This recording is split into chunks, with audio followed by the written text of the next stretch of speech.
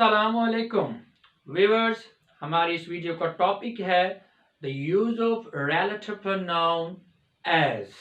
और इस वीडियो में हम ये जानने की कोशिश करेंगे कि ये जो वर्ड एज है इसे हम रिलेटिव प्रोनाउन के तौर पर कब, कैसे और क्यों यूज कर सकते हैं। तो चलें स्टार्ट करते हैं अपने आज के लेक्चर को। The word as is used as a relative pronoun after the word such। जी, ये सबसे अहम और मेन बात इस हवाले से कि वर्ड एज जो है वो जब वर्ड सच के साथ मिलेगा तो तब वो रिलेटिव प्रोनाउन के तौर पर यूज होगा। यानी एज से पहले सच होगा तो ही ये रिलेटिव प्रोनाउन के तौर पर यूज होगा। ये अकेला जो है ये इस्तेमाल नहीं होता, सच के साथ यूज होता है या सेम के साथ यूज होता है। जी, तो एग्जाम्पल के तौर पे हम सेंटेंस देखते हैं। Girls such as these will never fail. लड़कियां जैसी कि ये हैं ये कभी भी फेल नहीं होती हैं। अब इस बात को समझने के लिए कि इस सेंटेंस में सच एज रिलेटिव प्रोनाउन के तौर पर कैसे यूज हो रहा है, हमें जरा थोड़ा सा रिलेटिव प्रोनाउन के कॉन्सेप्ट को रिवाइज करना पड़ेगा कि रिलेटिव प्रोनाउन होता क्या है। देखें, एक ऐसा प्रोनाउन जो सेंटेंस में पहले से मौजूद किसी नाउन को या प्रोनाउन को रिफर करे या रिलेट करे उसे हम रिलेटिव प्रोनाउन कहते हैं। अब ये वाला जो प्रोनाउन है सच एज, यहाँ पे दो चीजों को आपस में रिलेट कर रहा है। वो कौन कौन सी?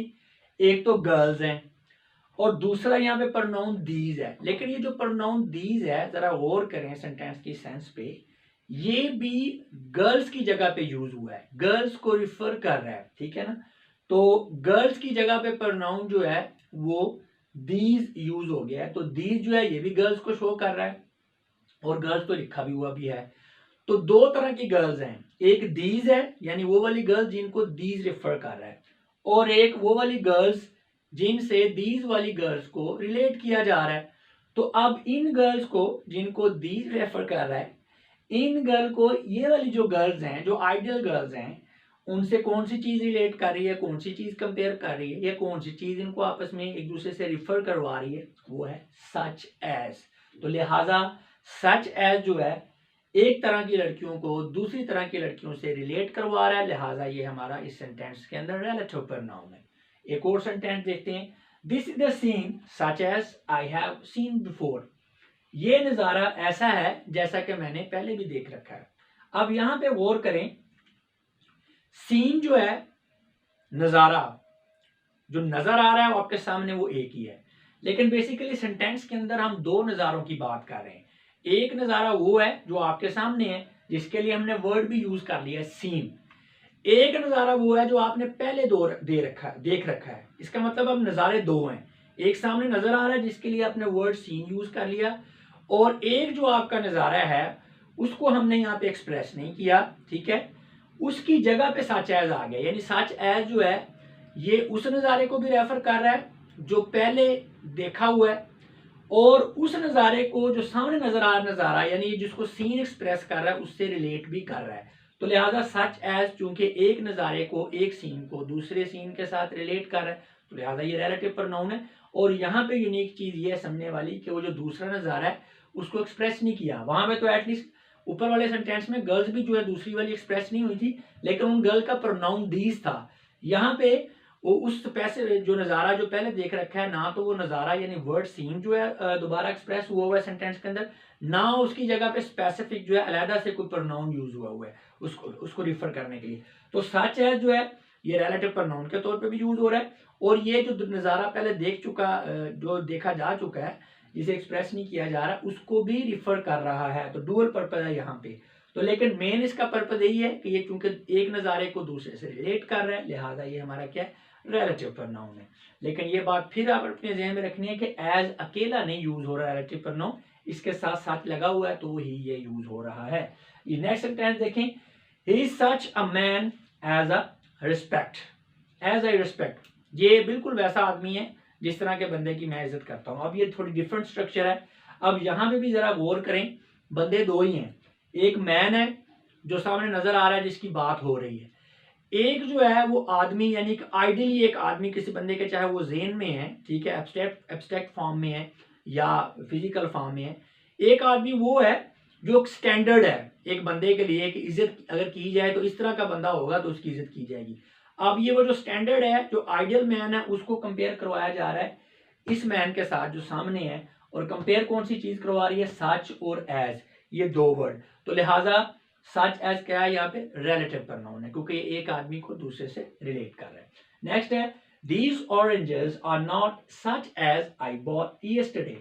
ये जो आपके संतरे हैं ये ऐसे नहीं है जैसे कि मैंने कल जो है वो खरीदे थे। अब फिर यहाँ पे गौर करें कि ऑरेंजेस एक्सप्रेस तो एक दफा हो रहे हैं, लेकिन जिक्र दो तरह के ऑरेंजेस का है। एक ऑरेंजेस वो है जो सामने पड़ी हैं, दूसरी ऑरेंजेस वो है जो कल खरीदे गए थे।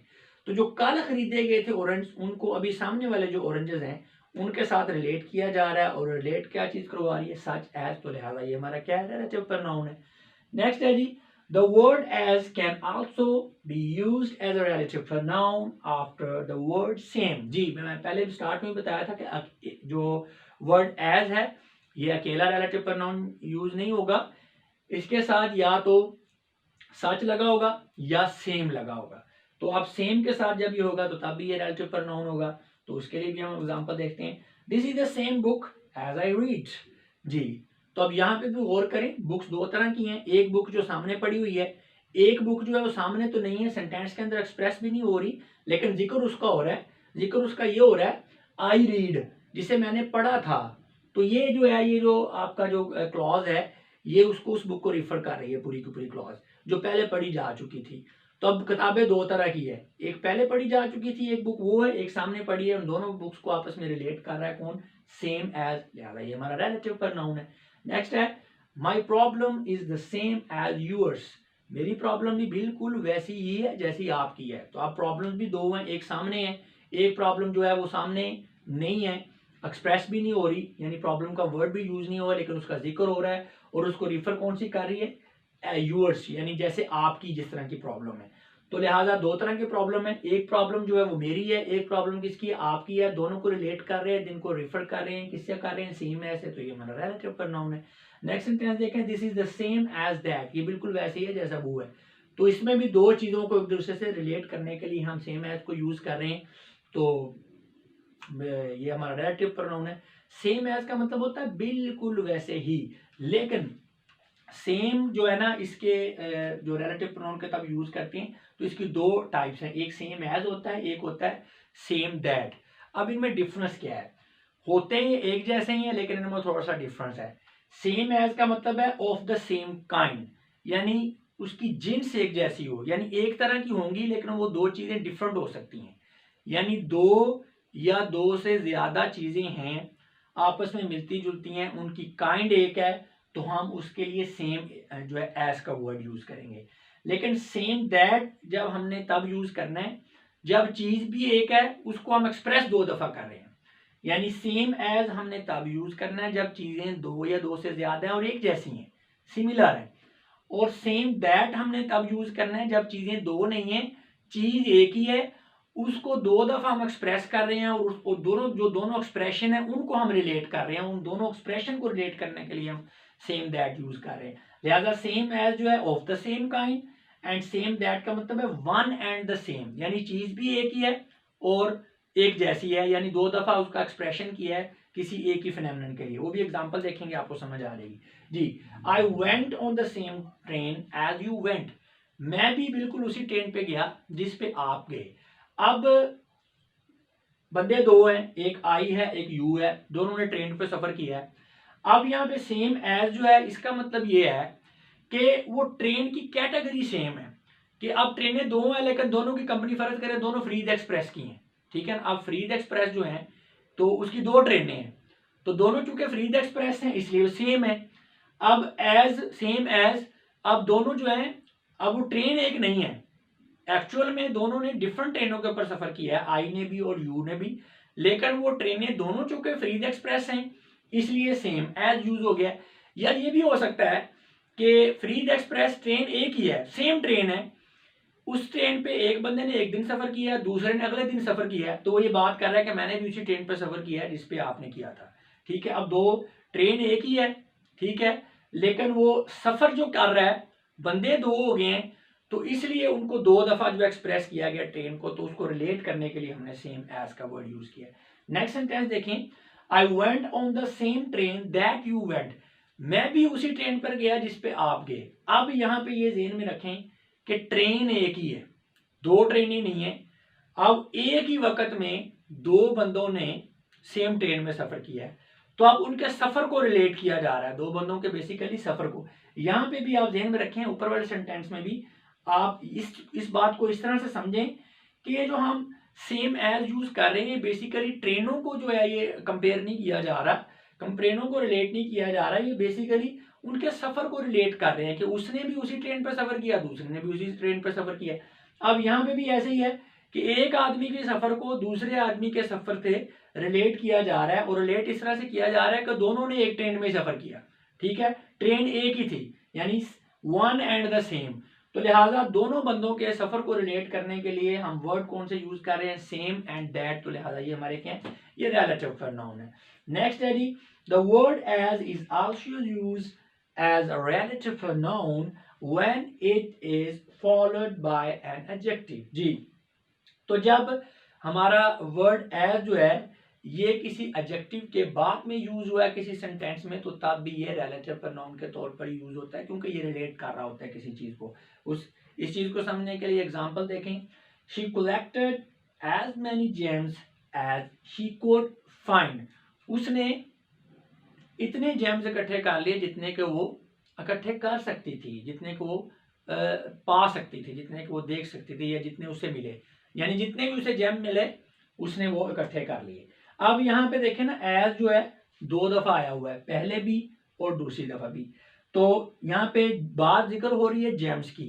अब जेम्स से पहले लिखा हुआ मैनी, यानी बहुत सारे जेम्स जो हैं। तो मैनी क्या है, ये जेम के लिए एडजेक्टिव है, क्योंकि ये जेम नॉन जेम जो है उसको क्वालिफाई कर रहा है।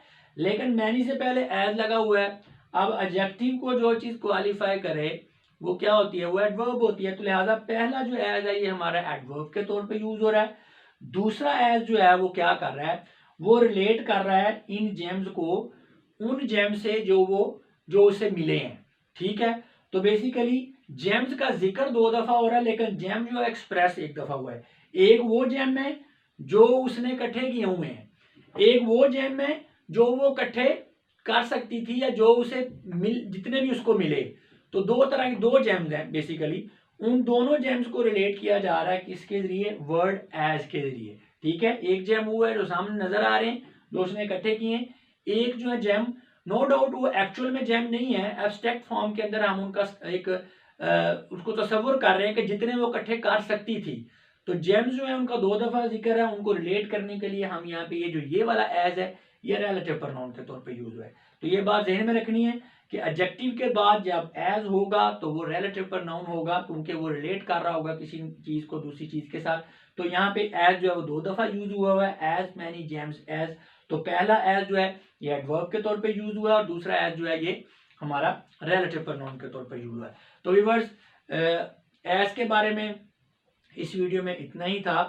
अब आखिर में कुछ एक्स्ट्रा इन्फॉर्मेशन मैं आपसे ये शेयर करना चाहता हूँ कि हम स्टडी कर रहे हैं पार्ट्स ऑफ स्पीच को। इस वक्त पार्ट्स ऑफ स्पीच में हमारा second part of speech pronoun चल रहा है, और प्रोनाउन की डिफरेंट काइंड्स को हम पढ़ रहे हैं। पहले हमने पर्सनल प्रोनाउन पढ़ा, फिर रिफ्लेक्सिव प्रोनाउन पढ़ा, अभी हमारा चल रहा है रिलेटिव प्रोनाउन। तो पर्सनल प्रोनाउन की तरह रिलेटिव प्रोनाउन जो है ये भी एक बहुत बड़ा टॉपिक है और थोड़ा कॉम्प्लेक्स है। यानी पर्सनल प्रोनाउन और रिलेटिव प्रोनाउन ये दोनों ही थोड़े कॉम्प्लेक्स हैं और काफ़ी बड़े टॉपिक हैं।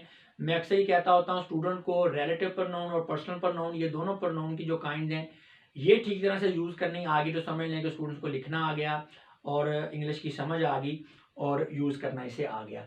तो ये चूँकि काफ़ी बड़ा टॉपिक है, एक ही वीडियो में कवर नहीं किया जा सकता। और वैसे भी मेरी आदत है कि मैं चीज़ों को स्टेप बाय स्टेप लेकर चलता हूँ ताकि लेबोरियस ना हो, चीज़ें आसानी से समझ आ जाएं।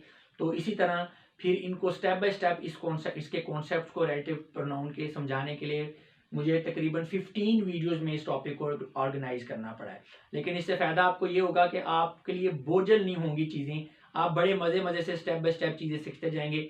एक वीडियो में जो चीज़ समझाई जाती है वो कंसेप्ट आपका नेक्स्ट वीडियो में काम आता है। तो स्टेप बाय स्टेप आपकी बड़ी अच्छे तरीके से लर्निंग हो जाती है। पहली वीडियो जो इस सिलसिले में है रिलेटिव प्रोनाउन के हवाले से, उसमें रिलेटिव प्रोनाउन का इंट्रोडक्शन करवाया गया और बताया गया कि रिलेटिव प्रोनाउन होता क्या है। दूसरी वीडियो में रिलेटिव प्रोनाउन की डिफरेंट फॉर्म्स को डिस्कस किया गया। तीसरी वीडियो के अंदर relative pronoun who, whose and whom जो है उनका कंपैरिजन करवाया गया कि हुम को कब यूज करते हैं, हु को कब यूज करते हैं, हुज को कब यूज करते हैं, क्योंकि स्टूडेंट को काफी ज्यादा परेशानी होती है इस चीज को समझने के लिए। चौथी वीडियो में रिलेटिव प्रोनाउन जो है विच, उसको यूज करना सिखाया गया। पांचवी में रिलेटिव प्रोनाउन दैट का यूज हमने सीखा। जो छठी वीडियो है उसमें हमने restrictive and non restrictive clause को समझा कि ये क्या होते हैं। Restrictive and non restrictive relative clause ये समझेंगे तो आपको रिलेटिव प्रोनाउन के यूज की प्रॉपर समझ आएगी। उसके बाद 7th वीडियो में हमने relative pronoun which and that के यूज को कंपेयर किया कि दैट आपने कहाँ पे यूज करना है, विच कहाँ पे यूज करना है। ये भी एक बहुत बड़ी एम्बिगुइटी होती है, स्टूडेंट्स के लिए कंफ्यूजन होती है, उनको समझ नहीं आ रही होती दैट कहाँ पे यूज करते हैं, विच कहाँ पे यूज करते हैं। 8th वीडियो में हमने रिलेटिव प्रोनाउन व्हाट का यूज किया। ये 9th वीडियो है रिलेटिव प्रोनाउन की, इसमें हमने रिलेटिव प्रोनाउन में ये देखा है कि हम वर्ड एज को कैसे रिलेटिव प्रोनाउन यूज कर सकते हैं। जो 10th वीडियो है सिलसिले में उसमें हम ये देखेंगे कि वर्ड बट को हम रिलेटिव प्रोनाउन के तौर पे कैसे यूज करेंगे। 11th वीडियो में हमने omission of the relative pronoun देखना है कि रिलेटिव प्रोनाउन को हम रिमूव कैसे कर सकते हैं। 12th वीडियो में ओमिशन ऑफ द एंटीसीडेंट है। 13th वीडियो में हमने ये जो है रिलेटिव प्रोनाउन का एग्रीमेंट देखना है कि वो वर्ब के साथ या एंटीसीडेंट के साथ किस तरह से एग्री करता है। 14th वीडियो में रिलेटिव प्रोनाउन की पोजीशन को डिस्कस करेंगे और 15th वीडियो में कंपाउंड रिलेटिव प्रोनाउन को स्टडी करेंगे। तो ये 15th टेक्स्ट वीडियो है। इसके बाद जो तकरीबन 3, 4 या 5 वीडियो जो हैं वो करेक्शन ऑफ एरर्स वाली वीडियो है इसी टॉपिक के ऊपर रिलेटिव प्रोनाउन पे, और प्रैक्टिस एक्सरसाइजेस के लिए वीडियोस जो हैं दी गई हैं। तो ये टोटल 15 से 20 वीडियो बन जाती हैं रिलेटिव प्रोनाउन के टॉपिक पर। अगर आप इस टॉपिक को अच्छी तरह से समझना चाहते हैं तो आपको इन सारी वीडियोस को देखना पड़ेगा। थोड़ी सी हेक्टिक एफर्ट हो जाती है, थोड़ा सा मुश्किल हो जाता है, काम थोड़ा ज़्यादा हो जाता है, लेकिन ये बात हमेशा जहन में रखिएगा कि मैं डिटेल में पढ़ाता हूँ, कोई चीज़ छोड़ता नहीं हूँ। आप इन 15 to 20 वीडियोस को देख लेंगे तो रिलेटिव प्रोनाउन के हवाले से आपको फिर दोबारा कहीं और से इस टॉपिक को पढ़ने की या सर्च करने की ज़रूरत नहीं पड़ेगी, क्योंकि मैं बहुत ज़्यादा कॉम्प्रीहेंसिवली स्टडी करवाता हूँ। तो लेकिन जब आप छोटी वीडियोस के चक्कर में पढ़ते हैं कि यार ये वीडियोस लंबी हैं या ज़्यादा हैं तो चलो हम कोई और सिंपल देख लेते हैं, तो उसमें ये होता है कि वो आपका एक वीडियो में कवर नहीं होता सारा कंटेंट, तो आपको फिर सर्च करने के लिए मजीद से मजीद वीडियोस या बुक्स को कंसल्ट करना पड़ता है, तो उस तरह से आपका टाइम जो है वो ज़्यादा वेस्ट हो जाता है। ये एक्चुअल में आपके टाइम की बचत है, जो मैं सारी आपने जो रिसर्च करने में टाइम वेस्ट करना है वो सारा का सारा टाइम मैं यूज़ कर लेता हूँ और आपका टाइम जो है रिसर्च का वो बच जाता है, आप जस्ट आपकी लर्निंग होती है। तो अगर आपने रिलेटिव प्रोनाउन को अच्छी तरह से सीखना है तो उसके लिए ये 15 से 20 वीडियोस को आपको इन सारी वीडियोस को आपको देखना पड़ेगा स्टेप बाय स्टेप ही, जैसे 8th है, 9th है, 10th है। और अगर आप रिलेटिव प्रोनाउन एज यानी वर्ड एज को कैसे रिलेटिव प्रोनाउन के तौर पे यूज किया जाता है इसी चीज को समझना चाह रहे थे, तो मेरा ख्याल है इस वीडियो के बाद आपको इस कॉन्सेप्ट की अच्छी तरह से समझ आ गई होगी। अब मैं आप लोगों से इजाजत चाहूंगा, आपकी समातों का बहुत बहुत शुक्रिया, अपना बहुत सा ख्याल रखिएगा, खुदा हाफिज।